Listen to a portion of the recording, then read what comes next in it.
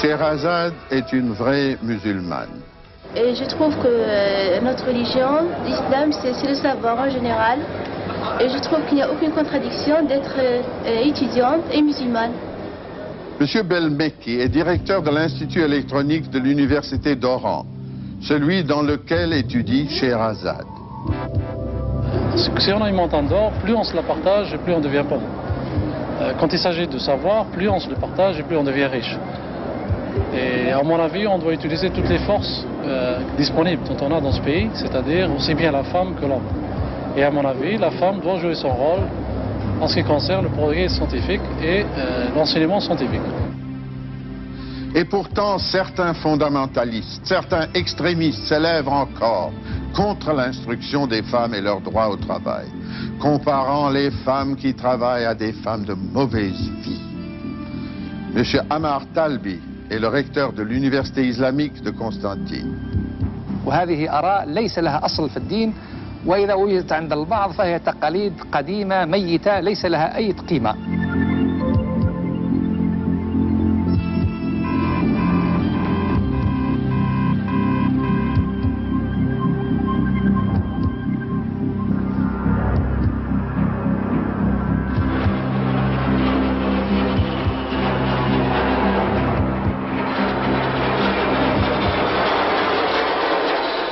Après l'indépendance, l'industrialisation du pays a été dans un premier temps frappée de gigantisme, développée sur un mode socialiste de grands conglomérats. La plupart des grands secteurs, pétrole, gaz, industrie lourde, sont désormais subdivisés en entreprises de dimension plus humaine. Les responsabilités ne sont plus diluées dans un océan de bureaucratie et de paperasserie. Mais il faut redonner des motivations, de l'intérêt à chacun. Un vent de réforme souffle aussi en Algérie. La transformation des mentalités, c'est sûrement le problème le plus délicat à aborder aujourd'hui. M. Clark Clifford, ancien secrétaire américain à la Défense, connaît bien l'Algérie. La tendance à construire une industrie lourde a diminué. Plus d'attention est donnée au développement de l'agriculture et de ses énormes possibilités. En effet, après l'indépendance, l'autogestion, les coopératives imposées et la nationalisation de grands secteurs de l'agriculture se sont avérés très dommageables pour l'avenir de l'Algérie.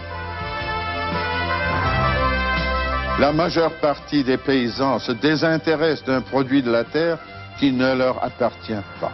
Beaucoup ne voient pas la différence entre le colon, qui leur prenait presque tout, et l'État, qui ne leur laisse presque rien.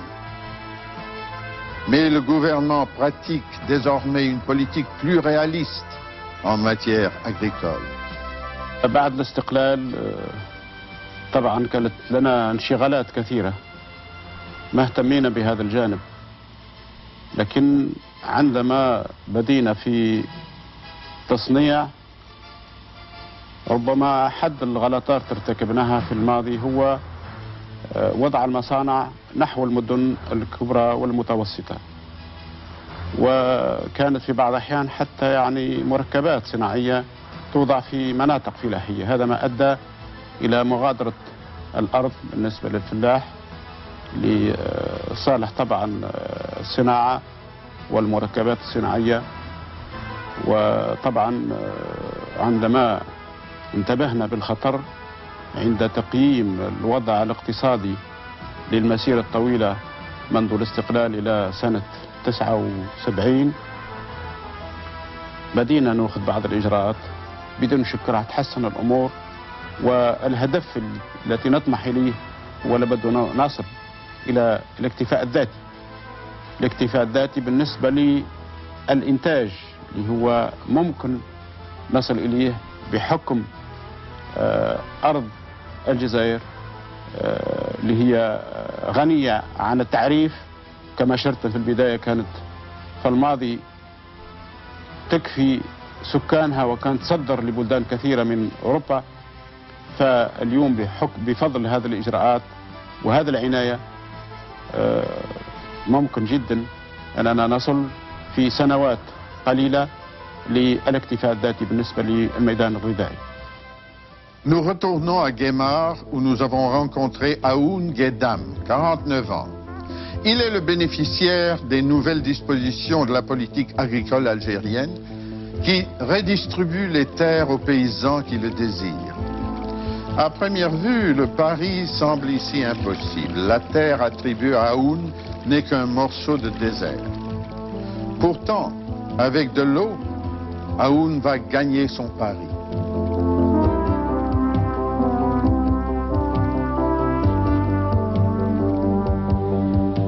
Selon une loi universelle, les paysans obtiennent de bien meilleurs rendements quand ils peuvent disposer librement du fruit de leur travail. Et c'est valable partout. En fait, pour Aoun, la privatisation, ça marche. Il a déjà doublé son revenu annuel en espace de 2 ans. Restons encore un moment à Guémar. Pour comprendre pourquoi des hommes comme Aoun vont gagner leur pari, il faut regarder avec attention l'une des merveilles de l'agriculture mondiale. Voici le désert. Les palmes que vous voyez sont le fait de palmiers de 20 à 30 mètres de haut. Depuis des siècles, les paysans de la région ont creusé et entretenu de vastes entonnoirs. Ils y ont planté leurs dattiers pour rapprocher le plus possible les racines de la nappe d'eau. Chaque jour, véritable travail de Danaïdes, remplissant éternellement leurs tonneaux percés, les paysans emplissent leurs paniers de sable apportés par le vent. C'est ce travail apparemment désespérant qui fait la richesse des oasis de cette partie de l'Algérie.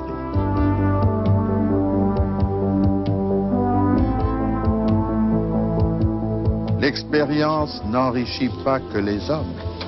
Pour quitter Guémar sur une note d'humour, regardez comment ces belles vaches normandes, arrivées depuis peu dans la région, avalent goulûment les bonnes dattes sucrées.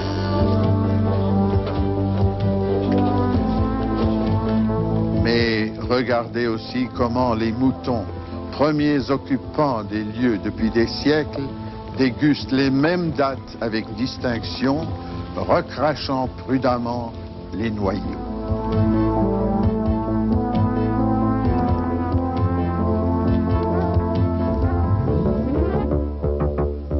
Depuis quelques années, l'Algérie a modifié son plan industriel. Monsieur Bengana, directeur de production de l'usine de composants électroniques de Sidi Bel Abbès. Ceci est le premier circuit intégré fabriqué en Afrique, en Algérie, à Sidi Bel Abbès, en 1980.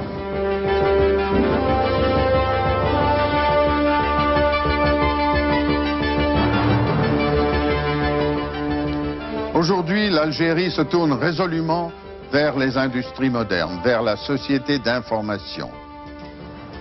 Partout en Algérie, de plus en plus d'enfants et d'adultes apprennent à se servir de l'outil moderne de la connaissance, l'ordinateur personnel.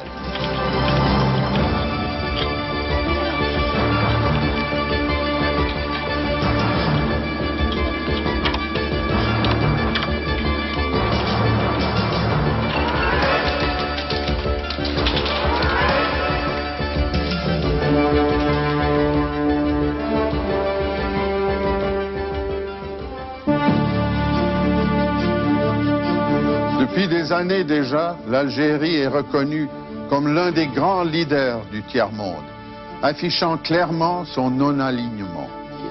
انتمائنا وإيماننا بسياسة عدم الانحياز أيمانا حقيقة ينبع على مبادئنا وموقفنا قبل حتى ما تستقل الجزائر. فنحن نريد نمارس عدم الانحياز بمعنى الكلمة.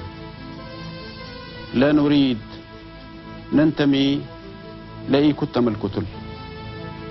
وهذه المصداقية للجزائر بممارسة عدم الانحياز الحقيقي الميداني باعتراف كل الأصدقاء وكل البلدان لنتعامل معها بهذه السياسة خلت للجزائر أن تكون عندها مصداقية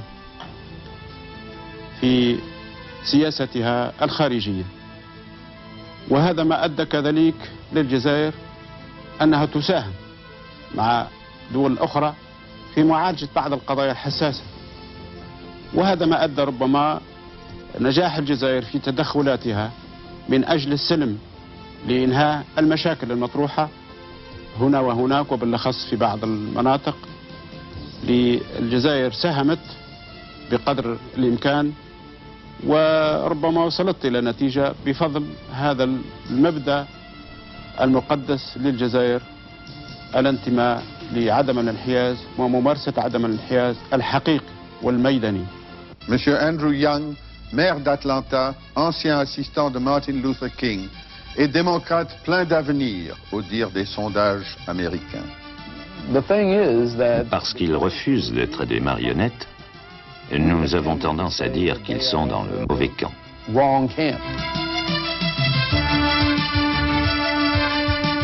Et pourtant, il existe toujours un certain nombre de points de désaccord entre les politiques algériennes et américaines. L'un des principaux est la reconnaissance de l'Organisation de libération de la Palestine, l'OLP.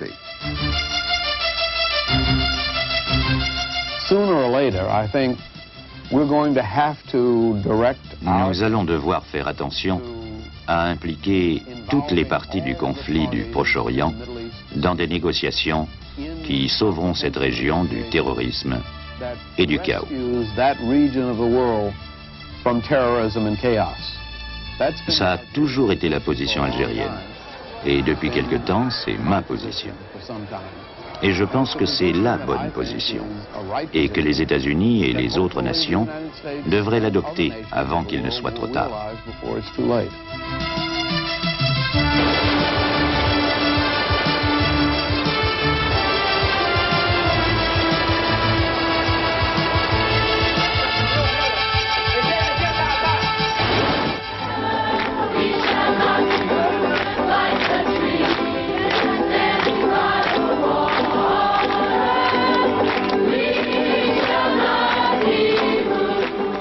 Si la position américaine face à l'apartheid en Afrique du Sud est en train d'évoluer, c'est grâce à des hommes comme Ted Kennedy.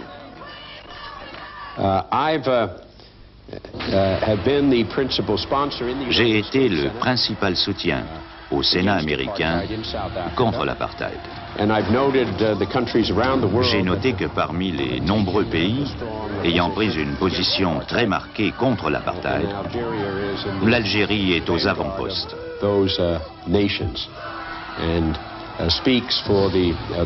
Elle intervient pour la défense des droits de l'homme en Afrique du Sud.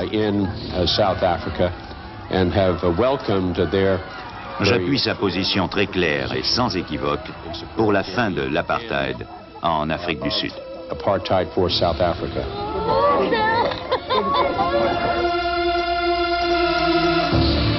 Mais c'est incontestablement la politique de médiation qui réussit le mieux à l'Algérie. Elle joue un rôle important et souvent subtil dans les négociations difficiles au sujet des otages français ou américains détenus au Proche et au Moyen-Orient. Le résultat le plus spectaculaire restera longtemps la libération de 52 otages de l'ambassade américaine à Téhéran.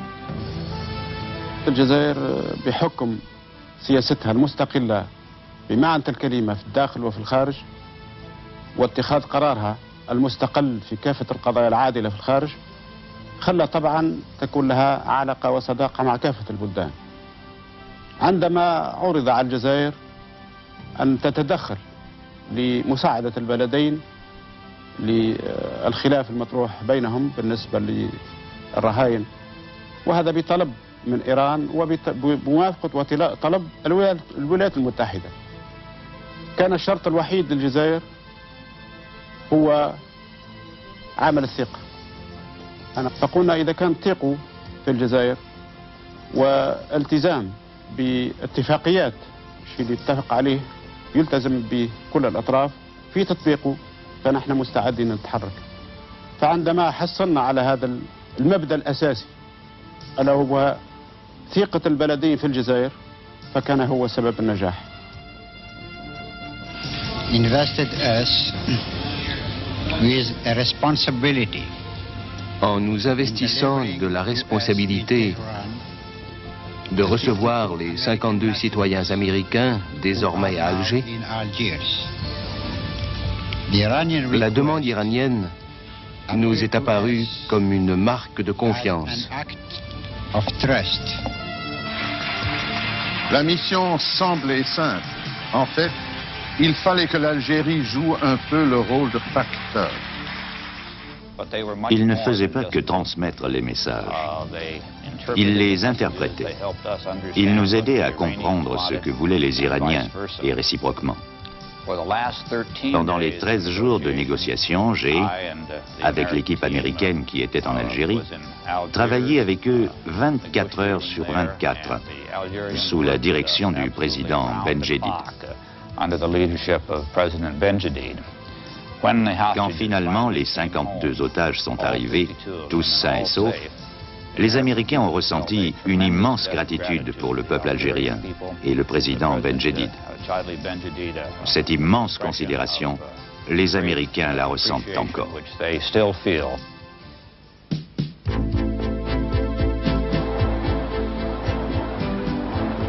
Mais il ne faut pas croire que tout soit rose en Algérie. L'Algérie n'est pas une île. La crise économique mondiale, la dette du tiers-monde, l'Algérie n'en est pas épargnée.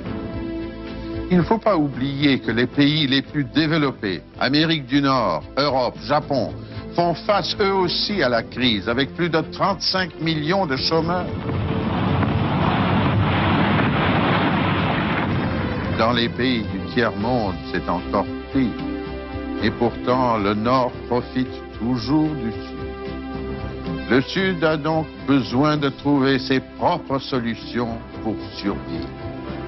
دول الكثير من بلدان دول الجنوب تمتلك إمكانيات بما يسمى تكنولوجيا لنقدر نستغنى عليها بالنسبة للبلدان المصنعة. وبفضل هذا التعاون والتكامل بين بلدان الجنوب ممكن جدا نخفف على أنفسنا الضغوط، لأن عندما نتعاون مع بعضنا أي دول الجنوب ما عندناش خلفيات سياسية، لأننا غالبية دول الجنوب تنتمي لحركة عدم الحياد. De ce court voyage en Algérie, avec les magnifiques images que je rapporte, je retiendrai quelques réflexions. La première, c'est que les Algériens sont profondément attachés à leur terre.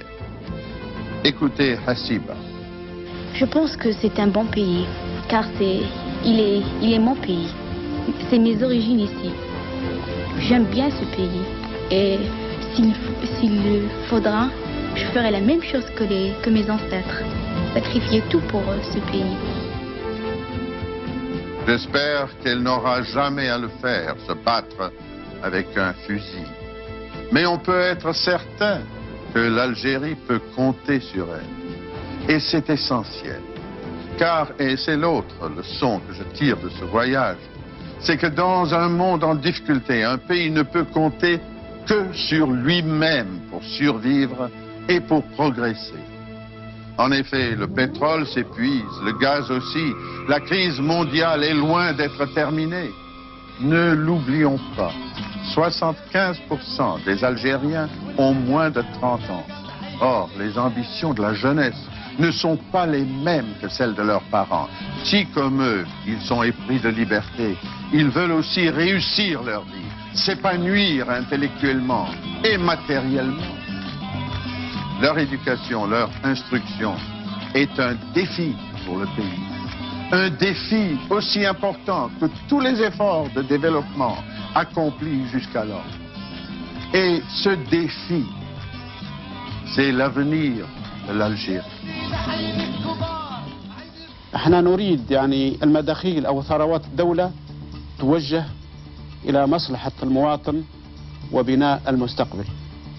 والدليل على هذا كذلك الجزائر لها الشجاعة، عندها الشجاعة السياسية أن تصلح غلطاتها، ما عندهاش عقدة عندما يطرح موضوع أو مواضيع بالنسبة للتنمية الوطنية، ونرى من الضروري أننا نصلح، فلدينا الشجاعة الكافية السياسية لاتخاذ الإجراءات اللازمة وتصليح الأمور لمصلحة الوطن ولمصلحة الثورة ولمصلحة المجتمع الجزائري فحسب. هذا هو المبادئ الأساسية اللي ترتكز عليهم الجزائر بالنسبة للبني الداخلي، وكذلك انطلاقا من سياستنا في الداخل تعكس سياستنا في الخارج في كافة المجالات للدفاع على القضايا العادلة، وندافع على هذه القضايا بموقف مستقل لا يخضع لأي طرف ولأي ضغوط خارجية.